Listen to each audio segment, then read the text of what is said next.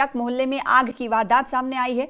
दर्जनों दुकान और मकान जलकर खाकस्तर हुए हैं। लाखों का नुकसान इसमें हुआ है। आग पर काबू पाने की कोशिश जारी है। आग कैसे लगी इसकी वजूहात का पता अब तक नहीं चल पाया है। तकरीबन 4 बजे का ये वाकया बताया जा रहा है। तकरीबन 4 सवा 4 बजे ये आग नमूदार होती है एक बस्ती से और धीरे धीरे ये आग तिजारती मराकज़ को अपने लपेट में ले लेती है और कहा जा रहा है कि तकरीबन 1 दर्जन मकान हैं जो आग की जद में आए हैं और इसके अलावा दर्जनों दुकान हैं जो आग की चपेट में आते हुए खाकस्तर हो गए हैं। बड़ी खबर इस वक्त आपको दे रहे हैं। शोपिया के टक मोहल्ला में आग का वाकया पेश आया है और इस आग में अब तक कहा जा रहा है कि करोड़ों का नुकसान हो चुका है। कई क्योंकि दर्जनों दुकान और मकान हैं जो खाकस्तर हुए हैं। अहम तिजारती मराकज़ जो हैं इस वक्त जलकर राख हुए हैं। तस्वीरें आप देख पा रहे हैं कितनी भयानक है तस्वीरें, आग कितनी खतरनाक है। तस्वीरों में देखकर अंदाज़ा आप लगा सकते हैं। फायर ब्रिगेड की टीम मौके पर पहुंची और कहा जा रहा है जो इलाका है ये गुंजान आबादी वाला इलाका है। ऐसे में आग को बुझाने में थोड़ी सी मुश्किलात ज़रूर पेश आ रही हैं फायर ब्रिगेड अमले को। और गनीमत ये रही क्योंकि इस वक्त माह रमज़ान चल रहा है, लिहाजा लोग सेहरी में सुबह उठ जाते हैं, तो ऐसे में आग ज़्यादा नहीं फैल पाई। ऐसा कहा जा रहा है कि फायर ब्रिगेड को बर वक्त इसकी इत्तला दी गई। फायर ब्रिगेड टीम मौके पर पहुंचकर आग बुझाने में अभी भी जुटा हुआ है। 4 से 7:30 हो गए लेकिन आग अभी भी बुझाई जा रही है।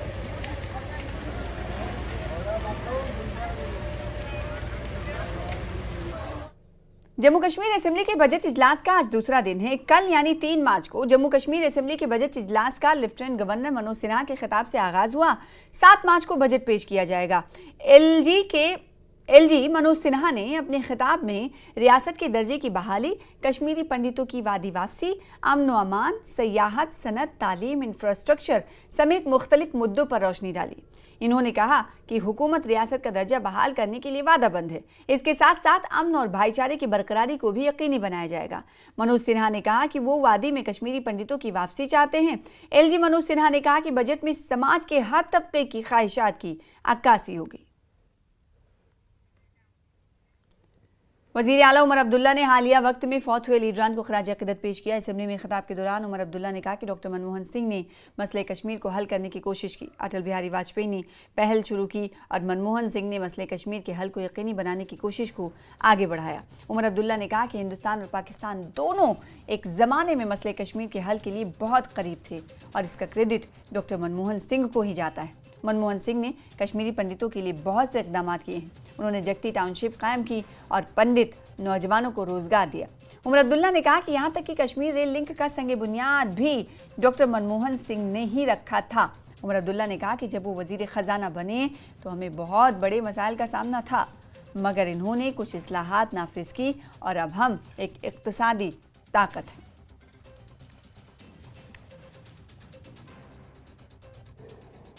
ये जो शुरुआत अटल बिहारी वाजपेयी साहब ने की है, इसको आगे लेना जो है कितनी बड़ी जिम्मेदारी है। और पूरी कोशिश की इस बात के बावजूद कि बीच बीच में हालात खराब रहे। शायद अगर मैं ये कहूं कि जितना हम करीब दोनों मुल्क इस मसले को हल करने पे आए थे, उस दौर डॉक्टर मनमोहन सिंह साहब और जनरल परवेज मुशर्रफ के दौर पे मुझे नहीं लगता है मैं अपनी जिंदगी में दोबारा वो दौर देखूंगा। जम्मू कश्मीर के अंदरूनी हालात को अगर आप देखें तो कहां कहां गिने। जब 2010 में हालात खराब हुए, जम्मू कश्मीर के लोगों के जख्मों पर मरहम लगाने के लिए वर्किंग ग्रुप्स कायम हुए। उसमें हर पार्टी और मुख्तलिफ सोच रखने वाले लोगों को शामिल किया गया और उन वर्किंग ग्रुप्स के हवाले से जो मेजर्स उठाए गए, आज भी उनका मुकाबला नहीं है। कश्मीरी पंडितों को वापस लेने की बात तो बहुत की गई होगी, लेकिन अगर अमली जामा उसको पहनाया गया कभी, वो डॉक्टर मनमोहन सिंह साहब के दौर में, जब उस वक्त हमारी कोalition सरकार के वक्त में उनके लिए नौकरियों का रिजर्वेशन करके हमने उन्हें तैयार किया कि वो वापस कश्मीर जाएं और वहां पे दोबारा बसें। इंफ्रास्ट्रक्चर के लिहाज से अगर हम बात करें, जिस हाईवे का जिक्र जनाब एलजी साहब ने अपने खुतबे में किया, जम्मू श्रीनगर हाईवे, उसकी 4 लेनिंग का काम डॉक्टर मनमोहन सिंह साहब के दौर में, ये उनका तोहफा था जम्मू कश्मीर के लोगों के लिए। आज जब हम इंतज़ार कर रहे हैं वज़ीर आज़म साहब का कि वो आएंगे और इस रेल का पूरा उद्घाटन करेंगे, जो मैं उम्मीद करता हूं कुछ ही दिनों में होगा, लेकिन शुरुआत कश्मीर को बाकी मुल्क के साथ जोड़ा गया जब बानीहाल का टनल मुकम्मल हुआ और रेल वहां से गुजरी। तब मैं उस वक्त ट्रेन पे डॉक्टर मनमोहन सिंह साहब के साथ था, लेकिन कहीं ना कहीं उनको इस बात की तसल्ली होगी कि जिस काम की शुरुआत उनके दौर में की गई उसको आज मौजूदा हुकूमत ने मंजिल तक पहुंचा दिया। वहीं पीडीपी सदर महबूबा मुफ्ती ने कहा कि वो तवक्को करती थीं कि एलजी के इब्तदाई रिमार्क्स में 5 अगस्त 2019 को होने वाले वाक़यात के बारे में बात होगी, मगर ऐसा नहीं हुआ। मुफ्ती ने इल्ज़ाम लगाया कि बीजेपी अरकान स्पीकर को हुक्म दे रहे हैं, अगर वज़ीर आला 370 को बहाल नहीं कर सकते लेकिन कम से कम इस पर बात तो कर सकते हैं। महबूबा मुफ्ती ने कहा कि डेली वेजेस को रेगुलराइज करना ज़रूरी है, हम बिल पेश कर रहे हैं और दूसरों की हिमायत की उम्मीद कर रहे हैं। महबूबा मुफ्ती ने कहा कि वो शराब के फ़रोख्त पर पाबंदी चाहती हैं।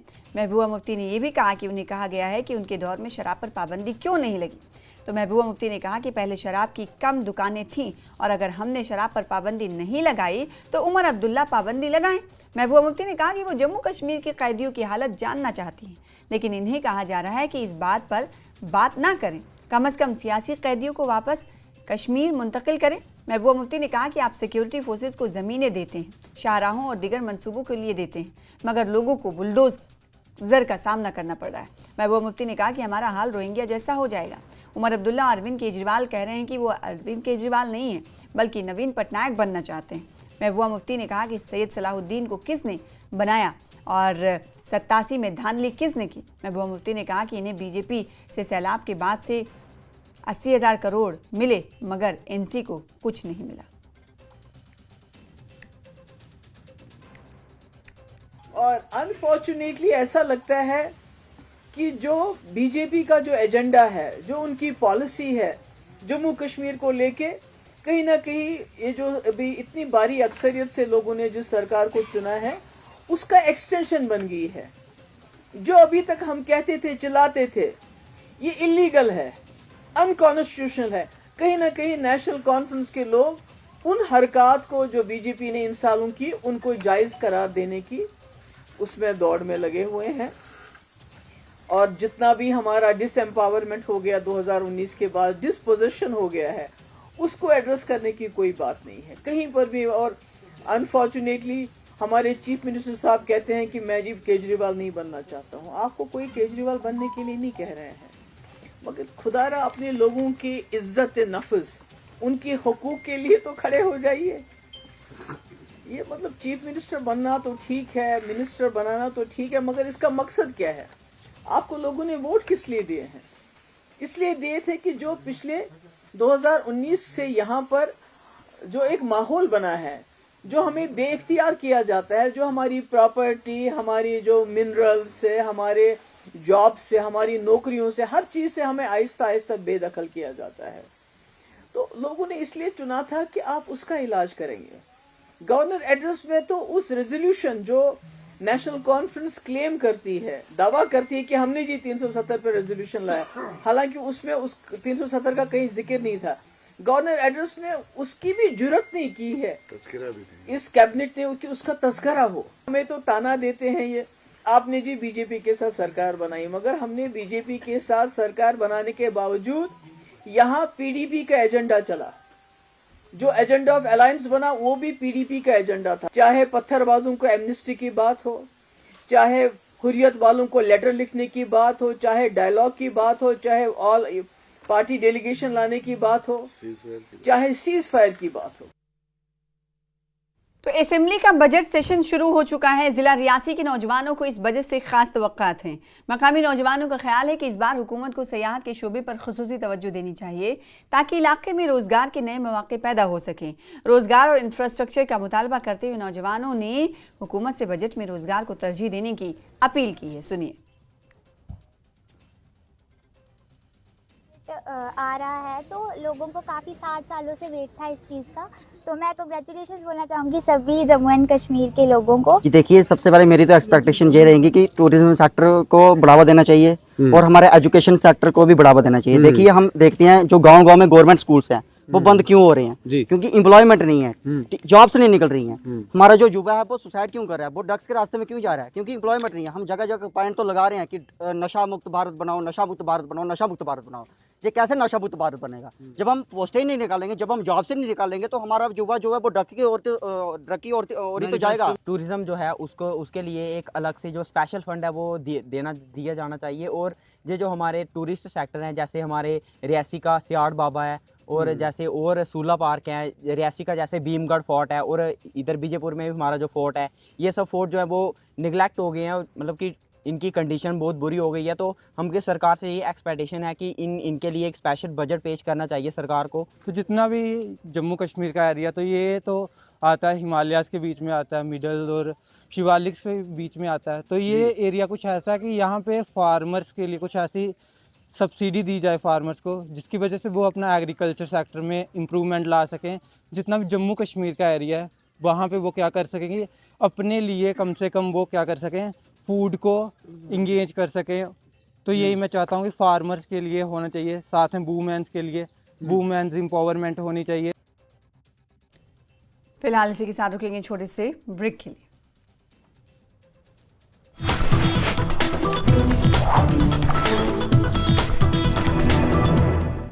सुनो, एक बजट सत्र में दिवंगत नेताओं को श्रद्धांजलि देते हुए सीएम उमर अब्दुल्ला ने पूर्व पीएम मनमोहन सिंह को श्रद्धांजलि दी। उन्होंने कहा कि मनमोहन सिंह को उनके कामों के लिए हमेशा याद किया जाएगा। पूर्व पीएम मनमोहन सिंह को किया गया याद। पीडीपी प्रमुख महबूबा मुफ्ती ने उपराज्यपाल के संबोधन को बताया निराशाजनक। कहा कि भाषण में 5 अगस्त 2019 के फैसले पर कोई बात नहीं। पीडीपी प्रमुख महबूबा मुफ्ती ने सीएम उमर अब्दुल्ला पर भी साधा निशाना और कहा कि बेरोजगारी समेत दूसरे अहम मुद्दों पर भी बोले उमर अब्दुल्ला। पीडीपी प्रमुख महबूबा मुफ्ती ने एक बार फिर शराब की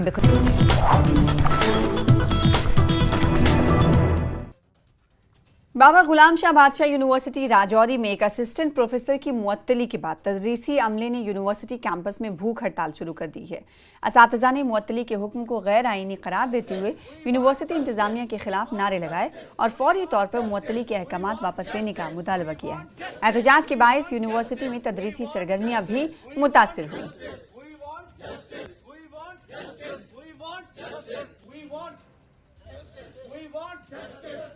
बाबा गुलाम शाह बादशाह यूनिवर्सिटी के एक असिस्टेंट प्रोफेसर की मुअत्तली के खिलाफ तदरीसी अमले का एहतजाज जारी है। इस दौरान यूनिवर्सिटी के वाइस चांसलर ने एक प्रेस कॉन्फ्रेंस में वजाहत दी कि प्रोफेसर परवेज अब्दुल्ला की मुअत्तली गुज़िश्ता 4 साल से मौसूल होने वाली मुतादिद शिकायत की बुनियाद पर की गई है। वाइस चांसलर का कहना है कि इस फैसले में तमाम ज़रूरी कानूनी कार्रवाइयाँ पूरी की गई हैं और मजीद कार्रवाई इंक्वायरी कमेटी की रिपोर्ट के बाद की जाएगी। प्रेस कॉन्फ्रेंस में यूनिवर्सिटी के रजिस्ट्रार भी वाइस चांसलर के हमरा मौजूद रहे। ये कि कोई रूल्स एंड रेगुलेशन के बिना सस्पेंड कर दिया गया है और ये जो सस्पेंशन हुआ है ये इसके पीछे एक लॉन्ग हिस्ट्री है। पिछले 3-4 साल से कंप्लेंट पाइल अप हो रहे थे एंड ये उसका कल्मिनेशन है कि आज सस्पेंशन हुआ है। एंड सस्पेंशन एज सच आप लोग जानते हैं इज़ नॉट अ पनिशमेंट। अभी तो इंक्वायरी का स्टेज है। इंक्वायरी का रिपोर्ट आने के बाद भी जो पर्सन कंसर्न है he is given an opportunity to defend himself before any action is taken. और नुब्रा के अवाम के लिए एक खुशखबरी सामने आई है, जहां भारतीय फिजाइया ने थोइसे एयरपोर्ट पर कमर्शियल फ्लाइट्स की इजाज़त दे दी है। ये मंजूरी कौंसिल चेयरमैन ताशी ग्यालसन की सरबराही में मुनक्किदा इजलास में दी गई है, जिसमें लेह के डिप्टी कमिश्नर एयरफोर्स के आला अफसरान और एयरपोर्ट अथॉरिटी के नुमाइंदे शरीक हुए। मंजूरी के बाद कौंसिल चेयरमैन ने एयरपोर्ट अथॉरिटी को ज़रूरी इक़दामात शुरू करने की हिदायत दी है, जबकि इंडिगो और एयर इंडिया को फ़्लाइट ऑपरेशन के इम्कानात का जायज़ा लेने की दावत भी दी गई है। कमर्शियल फ़्लाइट्स की आमद से नुब्रा के अवाम को न सिर्फ सफरी सहूलत मैसर होगी, बल्कि सयाहों को खारदोंगला पास अबूर किए बगैर नुब्रा पहुंचने में भी आसानी होगी। देखिए, एक तो नुब्रा जो है अभी हमारे लिए एक बहुत ही लाइफलाइन है, क्योंकि नुब्रा में एक एयरपोर्ट ऑलरेडी है जो आर्मी के कंट्रोल में है। लेकिन नुब्रा के लोगों का बहुत पुराना डिमांड है कि वहाँ पे भी जो है सिविलियन जो फ़्लाइट्स के ऑपरेशन को भी जो है अलाउ किया जाए। तो उसके लिए हम लोगों ने काफ़ी टाइम से काम किया था और भारत सरकार के मेहरबानी से जो है उड़ान स्कीम्स में भी जो है नुब्रा को जो है लिया गया था। तो लेकिन उसके बाद जो है अनफॉर्चुनेटली एक तो उड़ान स्कीम्स में जिन लोगों को ये कॉन्ट्रैक्ट मिला था उनके पास अपना एयरक्राफ्ट को लेके इश्यूज होने के वजह से जो है आगे कोई ये जो है कॉन्ट्रैक्ट को जो है लेने के लिए शायद कोई इंटरेस्ट नहीं दिखाया और कोई आगे बढ़ के नहीं आया। उसके बाद से जो है आप नुब्रा को फिर हमने बीच में फुल फ्लैज कमर्शियल एयरपोर्ट कैसे बनाया जा सकता है उसके बारे में भी जो है हम लोगों ने काफ़ी चर्चा किया। और नुब्रा में पोटेंशियल भी है कमर्शियल फ़्लाइट लैंडिंग करने के लिए, क्योंकि आर्मी के चार्टर्ड जो है एयर इंडिया के चार्टर्ड जो है वहाँ पे लैंड करते हैं एयर इंडिया के, तो आर्मी के तो फ़्लाइट वहाँ पे लैंड करते हैं। एयर इंडिया का जो है चार्टर जो है वो थॉइस में लैंड करते हैं। जब एयर इंडिया का चार्टर वहाँ पे लैंड कर सकते हैं तो एयर इंडिया के जो है सिविल फ्लाइट ऑपरेशन भी वहाँ पे किया जा सकता है।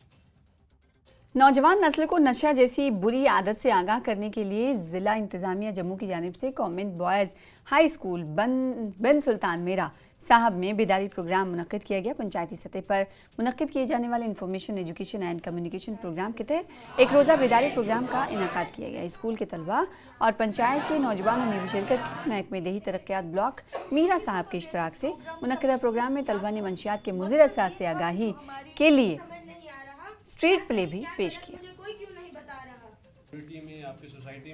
की तरफ से हर मंडे एक सीरीज़ ऑफ इवेंट कराए जा रहे हैं। हर ब्लॉक में 2 पंचायतें every Monday are being covered, और इसका पर्पस यही है कि पंचायत लेवल तक ये मैसेज पहुंचे कि जो ड्रग का मेनेस है वो सोसाइटी में बहुत ही ज़्यादा सीरियस है। ये सिर्फ फिज़िकली हार्म नहीं करता इंसान को, मेंटली भी करता है। और सिर्फ एक इंसान को ही नहीं, जब कोई एक इंसान ड्रग एडिक्ट हो जाता है तो पूरी की पूरी फैमिली को अफेक्ट करता है और पूरी की पूरी फैमिली इससे सफ़र करती है। आरएसपुरा में आम आदमी पार्टी के सीनियर लीडर ओम प्रकाश खजूरिया ने BJP MLA doctor Narendra Singh Raina से मुतालबा किया है कि वो बजट सेशन के दौरान अवामी मसाइल को तरजीही बुनियादों पर उठाएं। इन्होंने याद दिलाया कि इंतखाबात के दौरान किए गए वादे जैसे बिजली बिल माफ़ी, एसटी रिजर्वेशन और मकामी अलॉट खानदानों को ज़मीन के मालिकाना हुकूक देने का वादा अभी तक पूरा नहीं हुआ है। इनका कहना था कि अगर बीजेपी हुकूमत वाकई अवाम के मसाइल हल करना चाहती है तो इन वादों पर फौरी कार्रवाई करे। अपने वोटर्स के साथ, अपने विधानसभा के नागरिकों के साथ, शहरियों के साथ जो एक कमिटमेंट करी थी, प्रॉमिस किया था और गारंटी दी थी कि आप लोग बिजली का बिल मत जमा कराओ। मैं आपको गारंटी देता हूं कि आप सभी के लोगों के बिल माफ करा दिए जाएंगे। और पर्टिकुलरली कहा था कि आप बिल मत जमा कराओ, आप पेंडिंग बिल मत जमा कराओ। उन्होंने अपनी चुनावी सभाओं में कहा था, ये ऑन रिकॉर्ड हैं। पर आज लोगों के घरों के अंदर 20-20, 25-25, 30 हजार पेंडिंग बिल फेंक दिए जाते हैं और उन्हीं की विधानसभा के अंदर, आरएसपुरा के अंदर बहुत सारे बिजली के कनेक्शन डिस्कनेक्ट किए गए। नोगुर पोनुलुप कल्चरल एकेडमिक का ट्रस्ट के ज़ेर एहतमाम दूसरी शेचामा चांटिंग की तकरीब कामयाबी से मुनक्किद हुई। इस रूहानी इज्तिमा की क़यादत नोगुर पोनुलुप रुम्पोचे ने की और जिन्होंने आवाम को लॉन्ग लाइफ इनिशिएशन देकर खुशहाली और तवील उम्र की दुआएं की। इस तकरीब में मुमताज़ राहिबों, नन्स और मुअज़्ज़िज़ शख्सियात की मौजूदगी में रूहानी माहौल को मज़ीद तक़व्वत दी गई। इस मुक़द्दस मौके पर इज्तिमाई दुआएं की गई ताकि दुनिया में अमन और हम आहंगी कायम रहे। जुलिंग अच्छाम दोर्जे तेने इका मजे ngor ponlop rimboche trasina तेने rimboche huzuk sina मजे इका जंबे या जुंगाक सागरुप चोचेजिन इउ तालो नंगाजे लोग निस्पाइन तेने इका मीमांग लांगाजे दोंतांग नंग सोल्जा नंग थामे टाल्टिक योत तेने गाजे मासात पे यूलने बाज़ांग गाजे टाल्टिक चोस्ते योत। लरगान त्राल में देही तरक्की महकमे की जानिब से तामीर किया गया हिफाजती बांध लाखों रुपए खर्च करने के बावजूद मुनहदम हो गया है, जिस पर मकामी लोगों ने सख्त नाराजगी का इजहार किया है। मकामी बाशिंदों का कहना है कि बांध में नाकिस मटेरियल इस्तेमाल किया गया, जिसके बाद स्कूल की इमारत को भी खतरा लाहक हो गया। BDO आरिपुल बासित अहमद ने मौके पर पहुंचकर सूरत हाल का जायजा लिया और वजाहत दी कि बांध मनरेगा के तहत तामीर किया गया था, जो बारिश के पानी के बहाव में गिर गया। इन्होंने यकीन दिलाया कि जल्द ही PRI के तहत बांध को कंक्रीट से दोबारा तामीर किया जाएगा। जब ये दीवार गिर चुका है उसका, तो ये 2 बार गिर चुका है इसी महीने में, इन्हीं दिनों में 2 बार गिर चुका है। हमारा ये मुतालबा है, बहुत पुरजोर गुजारिश करते हैं BDO साहब से कि वो जो चाहे ठेकेदार इसमें मुलव्वस हो या JE इसमें मुलव्वस हो या VLW मुलव्वस हो या और कोई मुलव्वस हो, उनके खिलाफ भरपूर कार्रवाई होनी चाहिए और कार्रवाई के साथ साथ उसके बाद उनको यहाँ से हटाया जाए। मैं आपकी वसादत से ये बोलना चाहता हूँ कि पहले ये तो नरेगा के अंडर काम है और इसमें हमें 60-40 लेबर मेंटेन करना होता है। नरेगा में मैक्सिमम जहाँ पे हम पेमेंट्स बनाते हैं वहाँ पे मैक्सिमम स्टोन्स यूज़ होते हैं, ड्राई स्टोन्स और ड्राई बंड बनता है, वही यहाँ पे भी एग्जीक्यूट किया है। बट यहाँ पे एक मसला ये है कि यहाँ पे ऊपर से पानी आ रहा है जिसकी वजह से यहाँ पे लैंडस्लाइड हुआ है और ये बंड गिर गया है। तो हम अब देख रहे हैं कि हम कैसे फिजिबल करेंगे, अब किस जगह हम अब ये सोच रहे हैं कि फिजिबल क्या रहेगा इसके लिए। और हमने लोगों को प्रपोज़ किया कि हम इसको अंडर PRI जिसमें हमें ये लेबर मेंटेन रेशो नहीं करना होता है, उसमें हम कंक्रीटिंग करेंगे और ये नए से हम ठीक कर देंगे। से ताल्लुक़ रखने वाले काजी जुबैर ने भारतीय स्नो बोर्डिंग में तारीख रकम की है। काजी जुबैर ने लेबनान में FIC GS snowboarding race में हिंदुस्तान के लिए 2 गोल्ड मेडल जीते। जुबैर गुज़िश्ता कई वर्षों से बैनुल-अक़वामी सतह पर हिंदुस्तान की नुमाइंदगी कर रहे हैं और कई तमगे जीत चुके हैं। इस कामयाबी पर मुल्क के तमाम लोगों ने खुशी का इजहार किया।